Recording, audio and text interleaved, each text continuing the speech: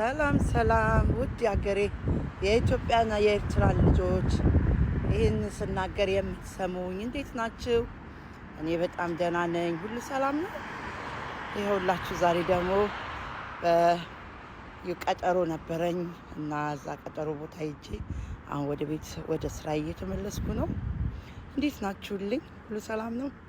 ያ በብዙ መንገድ ባለፈው እንዳልኳችሁ ጠላትኛን ሊያናድደን በብዙ መንገድ ቢገለጥም እግዚአብሔር ግን መልካም ነው እና መልካሙ እግዚአብሔር ከፊታችን እየቀደመ ለእኛ የሚያስፈልገንን የሚያደርግልን አምላክ ስለምናመልክ ስሙ ይባረክ። ደግሞ እሱን በማወቅ የሚገኘው ምስጢር ለገባን ደግሞ ሁኔታዎችን ሁሉ መመርመር በእግዚአብሔር ቃል ላይ ማየት እንድንችል ነው የሚያደርገን የሚደርስብን ነገሮች ማለት ነውና በጣም እየገረመኝ ነው የምለው በብዙ ማስተዋል እንድንኖር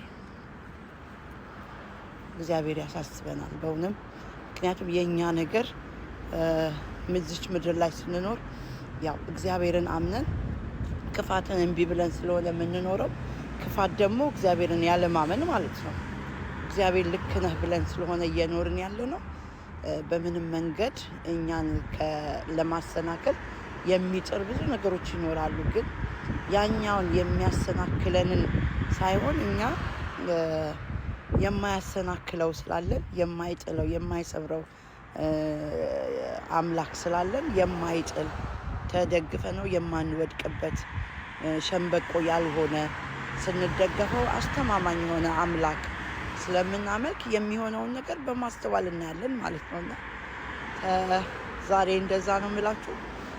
በተለይ ደግሞ ኢየሱስ ክርስቶስን በማወቅ የሚገኘውን ምስጢር ማወቅ እንዲሆን ለሰው ልጆች